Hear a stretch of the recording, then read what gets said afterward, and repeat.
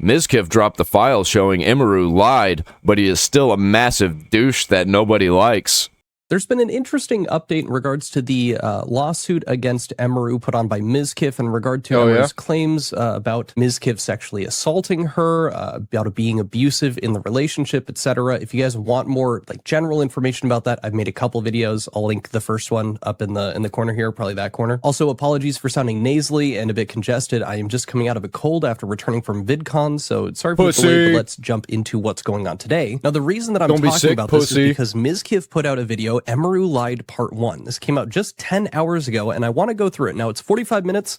We are not going to be going through all 45 minutes. Emiru lied. Well, Mizkif has lied 1,000 times also. So, I'm gonna move to the other side. There we go.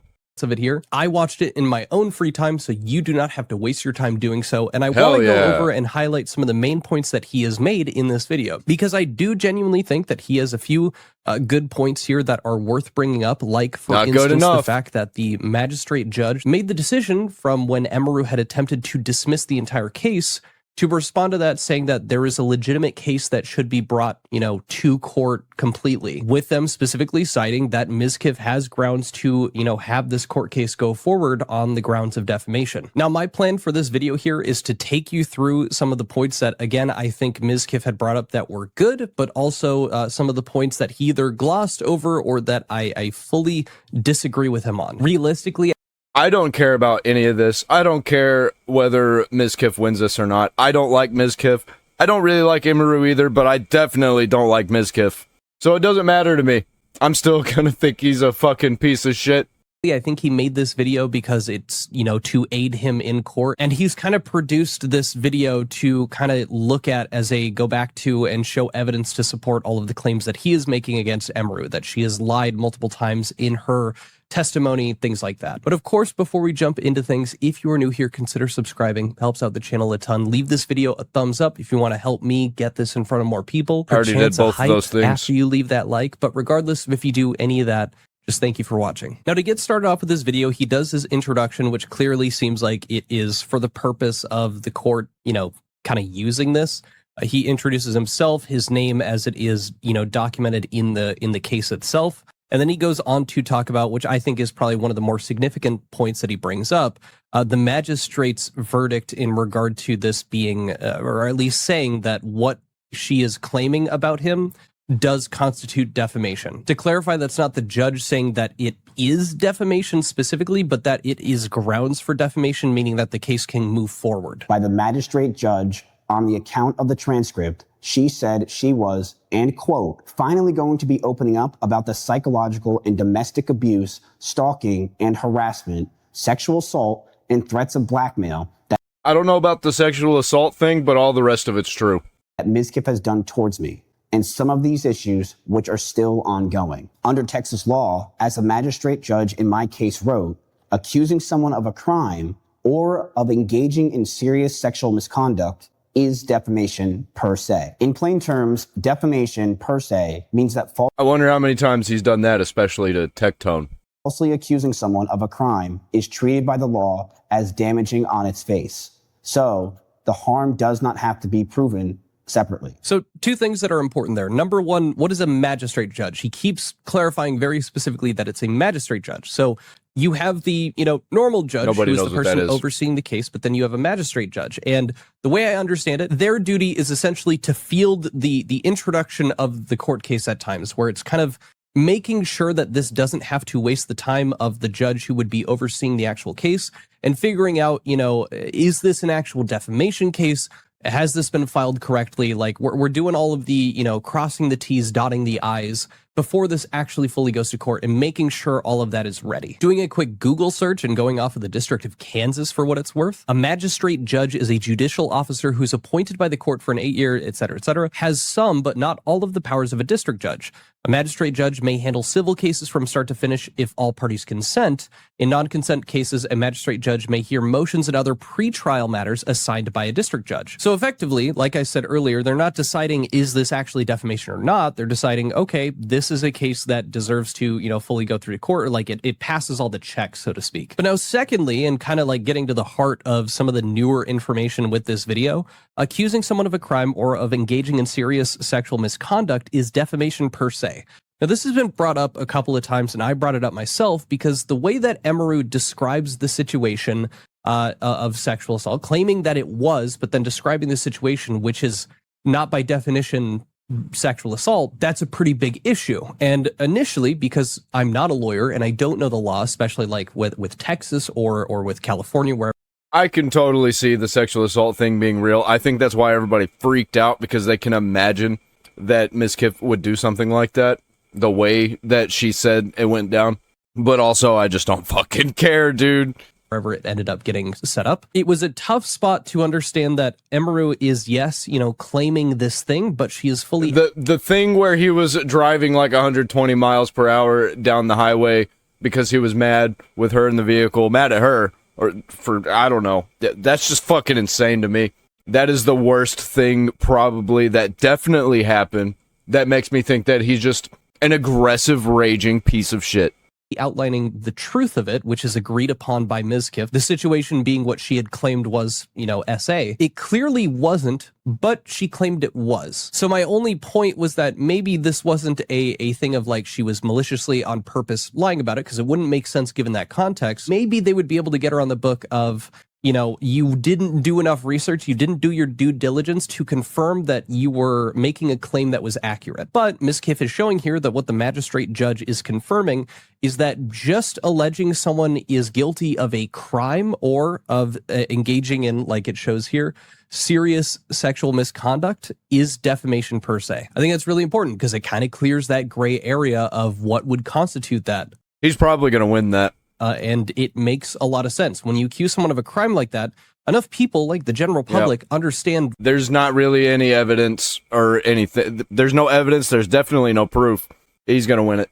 What that crime is, or at least to a large enough degree that it's going to impact their view of that individual. And that's regardless of the full rest of the story coming out, which again, they both agreed upon. Continuing on though, Mizkif goes over this claim, which is his other interesting point that I think is fair to bring up here. Emiru has been claiming repeatedly that they did not get back together after the assault, and that's outlined by their lawyer in this suit and multiple filings that they've done.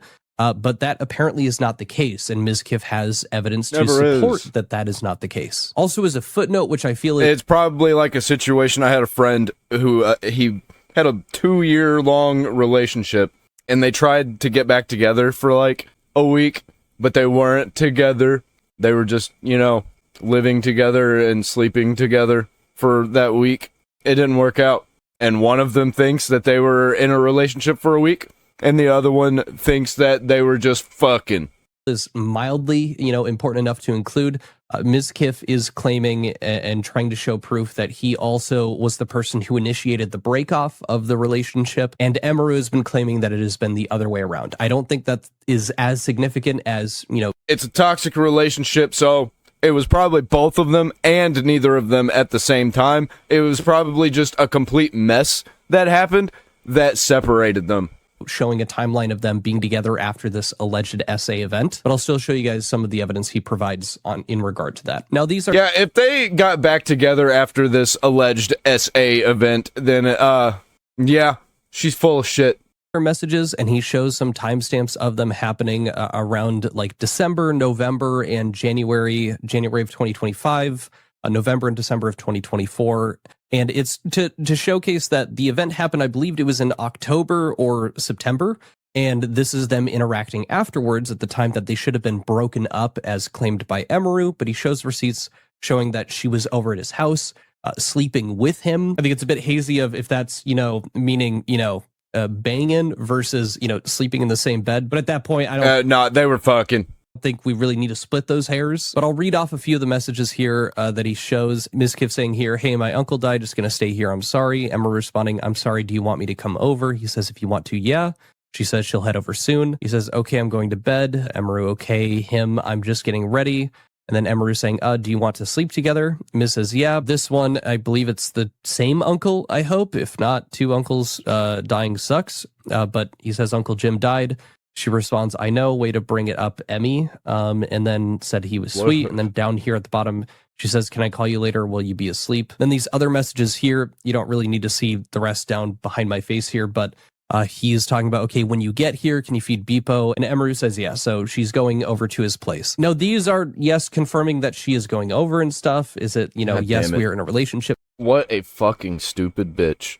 Not really, but he does provide further messages where they're calling each other babe, things like that, which I'll show you guys now. We also have things like this here, Mizkif showing this like knitted bouquet thing. And then she says, I probably won't be out of the airport until 2. I really want to give you my Christmas presents. And then over here, Mizkif, I assumed, sent a photo of himself saying, I got a haircut. Emiru says, ooh, looks nice, very handsome and cute. They did a nice job. It looks clean. And again, this is January 4th, 2025. This is the time that they should have been broken up as claimed by Emiru. Here's that other one here, December 25th, Merry Christmas, babe, coming from Emiru. Oh, goddamn. I think I'm starting to lean. I don't like Mizkif, but I'm starting to lean toward, I think that I like Emiru the same as Mizkif now. We'll see when this video's over, but holy shit, dude. Why even bring this shit up? Why did she do this in the first place? What the fuck? Did Asmongold talk her into it or something? I don't think Asmongold really knew the extent of this. Here, and then this one over here, Mizkif kind of responding back. This is January 18th of 2025. He says, Sec, yeah, we're figuring this out, babe. So they both have called each other that. At the very least, it seems like there's some type of situationship going on there. Obviously, no, it's not any dead to rights. Yes, we are still dating, anything like that. Doesn't matter to me. Based off of how they are. Back and forth things have been and the claims that have been made by Emiru and whatnot, I wouldn't really expect anything like that. Now, moving on to a separate point that, again, I think I found was not a bad point to bring up from Mizkif's side of things, especially in regard to the legal side of this. Emiru had claimed before, and I had pointed this out in a previous video, I don't remember which one, her lawyer claimed that this was a spontaneous stream that she had just kind of started up and was saying the stuff, so it was a bit more off the cuff. Like, that was kind of the angle that they were going for with her claims and trying to, I guess. Why? Why did she do it? She just completely fucked her whole career by bringing all this shit up. And everybody believed it. Diminish the authenticity or, like, you know, discredit the claims a bit. If it was a spontaneous stream and she was just, you know, very emotional, then maybe that. Mizkif going after Asmongold because of all this, though, that shit's stupid. That could, you know, ease judgment in regard to the courts. But at the same time, as I had noticed when this first came up, when I was reading through some of the court documents, she said that she had her lawyer look over the notes that she had prepared for the stream before she went forward with it. And Mizkif brings this point of contention up. So in Emiru's filing, her motion calls it spontaneous. Her own transcript has her describing a lawyer's review and prepared notes. I think their whole fucking relationship, whatever you want to call it, I think the whole thing was just spontaneous the whole time. And they were just living second by second. They were living in the moment. In her motion to dismiss, no plans for the future. Describes the stream this way in regards to the sexual assault. The live stream was spontaneous, unedited, and unscripted, speaking openly and vulnerably. Well, it was kind of scripted. She had notes. In the moment. In her declaration, she states the filed transcript of the live stream is accurate, a true and correct copy. And she says at 18 minutes and 5 seconds into that stream, I have been in contact with my lawyer. I had them review everything that I'm planning to say today. And across that same broadcast, she keeps refuting to how prepared she was. It was not just on a whim, she says. I took a lot of notes. I just ended up reading off my own notes. So my attorney puts it in court directly. Shunk should not be. You know what she should have done? She should have got a fucking lawyer. Heard now to argue that her defamatory comments were some off-the-cuff, spontaneous, emotional response. Yeah, she should have got a lawyer to help her talk about all that. Really, she should have never talked about it at all. I think everybody was shitting on Mizkif, so she just saw her opportunity and she jumped on it. When she specifically stated that not only were her comments thoroughly planned out and scripted, that they were in fact reviewed by counsel in advance to the live stream. So her brief on the stream was spontaneous and unscripted. Her own filed transcript has her saying a lawyer reviewed and it read from notes. Now, I think this specific part here in regard to Emiru saying that it was, you know, reviewed by lawyers is why people took the claim that she had made that it was indeed SA from Mizkif as more of like the truth of the matter. Because if it was reviewed by a lawyer, how could she be claiming that if it wasn't the case truly? It's that appeal to authority in a situation. She showed it to her lawyer friend. Situation like this that has absolutely done damage to Mizkif. I think a lot of people probably showed it to a YouTuber or another streamer. People, including myself, were leaning to the edge of Emiru's side of things, even with her describing the events as, yeah, it might not sound like it to me, but I'm not a lawyer, and she had it reviewed by a lawyer. And that really does change the perception of how you take in a claim like that. And that has been to the detriment of Mizkif. Now, don't get me wrong, there's other reasons that people don't like the guy, but in regard to the points that I have gone over so far, I don't think that he's wrong to feel wronged by them. These are claims that can have a devastating impact on your career, especially as a public-facing individual. And, you know, going through these piece by piece, no wonder he went forward with, you know, this defamation lawsuit against Emiru. Emiru's lawyer claimed that Emiru was stating her emotional truth and not some statement of decisive fact. Also following up, just another comment in the court filings here. Considered in its entirety, Emiru's statement was an opinion or her protected emotional truth. Mizkif's lawyers retorted back, emotional truth is not a recognized defense to defamation in Texas. And then following up from that point, he shows and you can see it down there, report and recommendation from the magistrate judge. Considering the gist of Shunk's statement, which includes allegations of sexual assault, the court finds that it was reasonably capable of a defamatory meaning. Accepting Ms. Rendino's factual allegations as true and viewing them in the light most favorable to him as required at this stage of the proceeding, the court finds that he plausibly pleads a claim for defamation against Shunk based on her allegedly untrue statements that includes allegations of sexual assault. Okay, but the actual last thing that I wanted to show you guys that Mizkif seems to make a good point on, I can't really counter it. He has claimed that the restraining orders that have been brought forward, or Emiru said that she was currently in the process of getting against Mizkif, never existed. And, you know, being in the process of, there were never any filings, and there are no filings to date of any restraining orders involving her and him. Filing a restraining order on him in both Texas and California. 20 months have now passed since the alleged incident without a single criminal complaint. Restraining order. What a fucking idiot. Holy shit, dude. Or investigation appearing in any record in California or Texas. The only active case arising from any of this is my defamation lawsuit that I brought against her. The total absence of any official action over a year and a half stands in stark contrast to the severity of what she accused me of. Now, again, I can't prove this directly. I'm just kind of taking Ms. words for it. And the reason I'm kind of backing that is the fact that's all it is. It's one person's word against the other until it's all over. So right now, we're just reacting to it. That, as you can see here, well, Frog, as you can see here, like, this is set up for what seems to be the reason of the purpose of the court case that's going on. He does this introductory clarification of who he is and who Emiru is, that kind of stuff.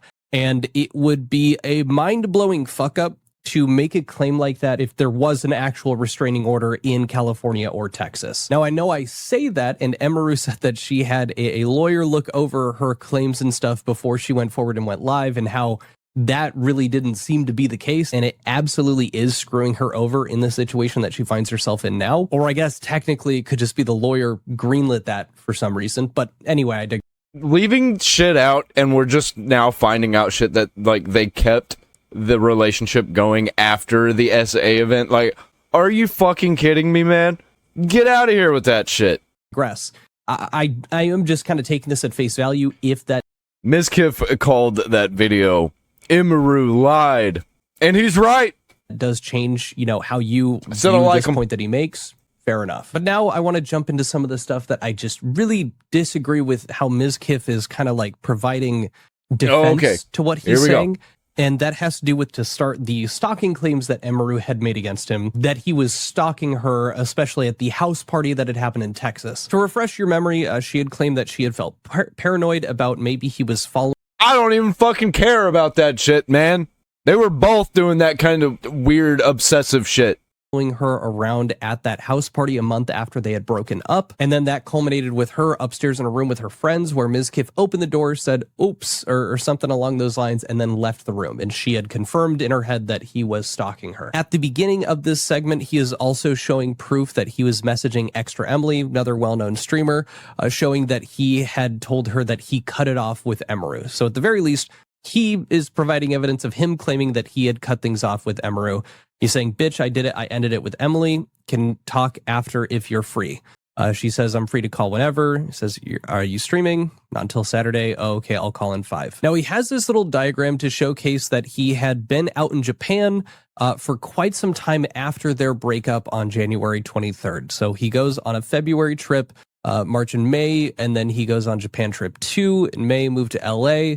Botez poker tournament in Vegas, short trip to Austin. So it's just showing that he was not in Austin for a long time. 293 days of the year, he was somewhere else, and his time in Austin was approximately 50 days.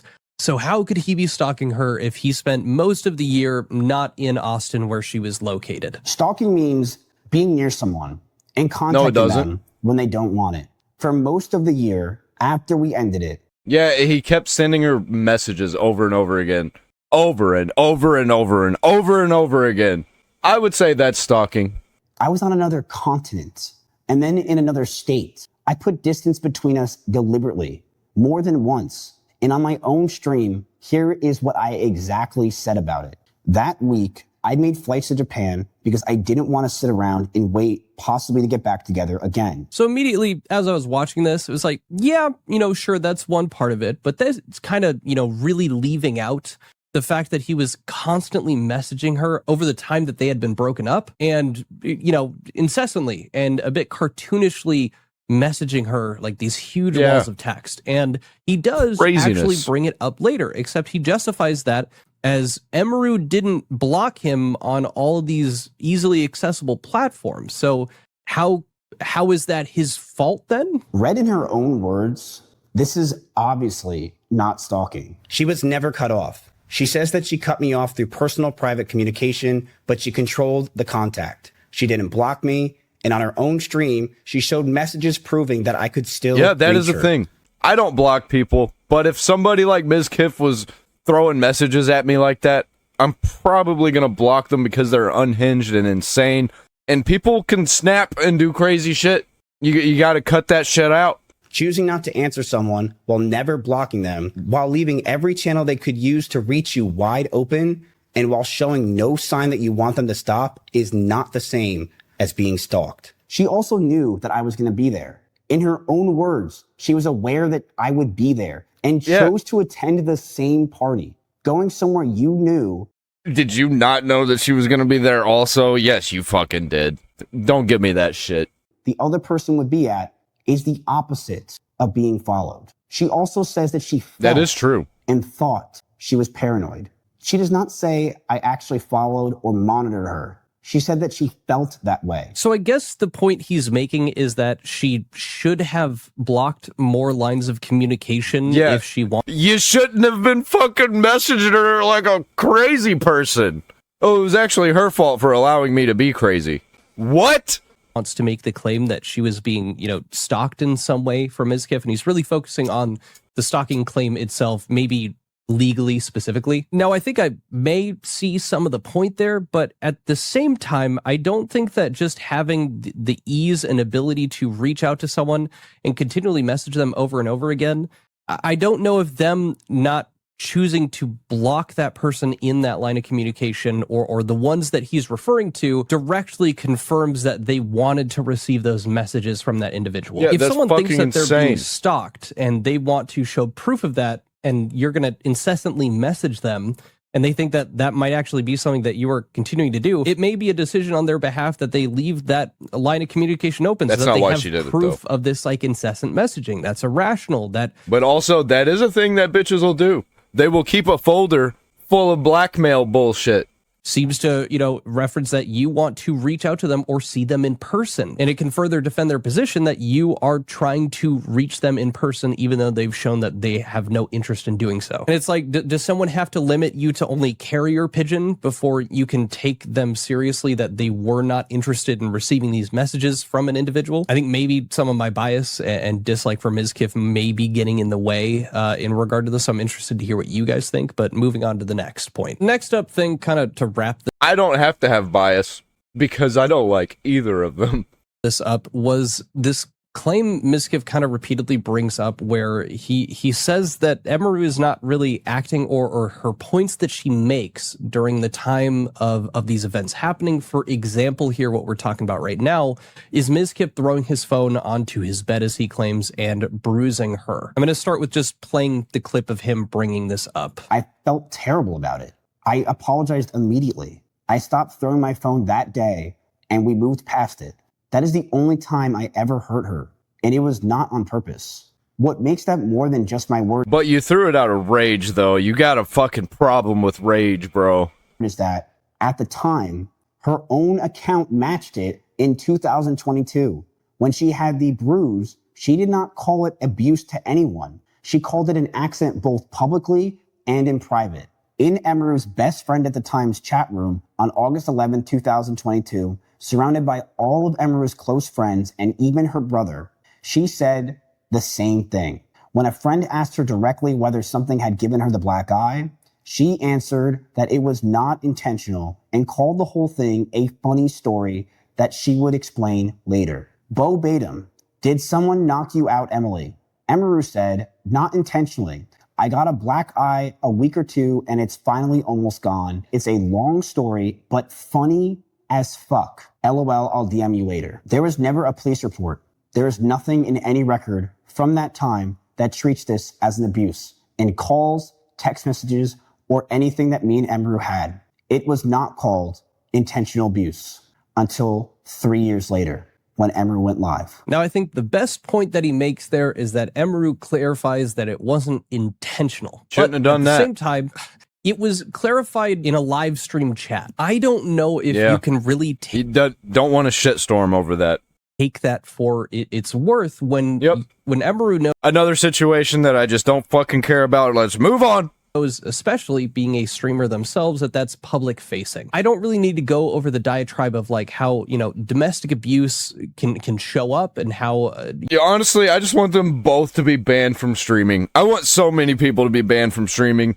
People that are being abused in those situations don't always necessarily understand it as that. Now, I'm not directly saying that Mizkif is lying about his, explanation of the event being an accidental thing, but at the same time to claim, well, at the time, she wasn't saying that this was, abuse in any way or that it was intentional, but now 3 years later she is, that is like somehow just a direct proof of them being, malicious or wrong about the situation. They could have not quite understood the severity or the level to which what had happened to her did all those, years ago, but now has finally come to that realization. But in regard to how the court sees something like this, it's kind of hard to... I'd be very interested to see how Emiru refutes the fact that that is what she claimed. She said it was funny, that it wasn't intentional, and that she would explain later. Curious to see... To avoid a shitstorm, that's all she's really got to do, but I don't think that's going to actually go anywhere in court. I don't think this is going to go anywhere. I think the defamation thing is going to stay. I think he's going to win the defamation part. What that explanation was behind closed doors, because maybe it was a different story and she was just keeping up an air of appearances so that people weren't making claims that Mizkif was doing this to her because she didn't want to. But also, who knows?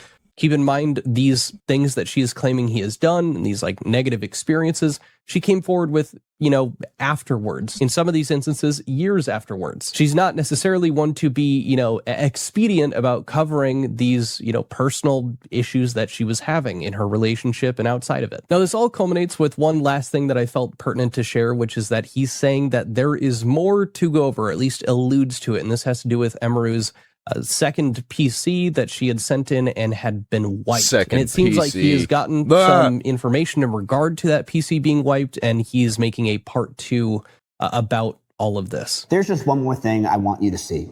Just one. This whole case will be decided on evidence. The messages, the devices, the documents, everything both sides has to hand over. under oath. I filed this lawsuit on November 3rd, 2025. By her own side's account, she knew about it November 10th. And on November 11th, the very next day, she went back on stream and told everyone watching this in her own words. I got 2 new computers. My other computer is gone. I gave it back to Starforge and they wiped that shit.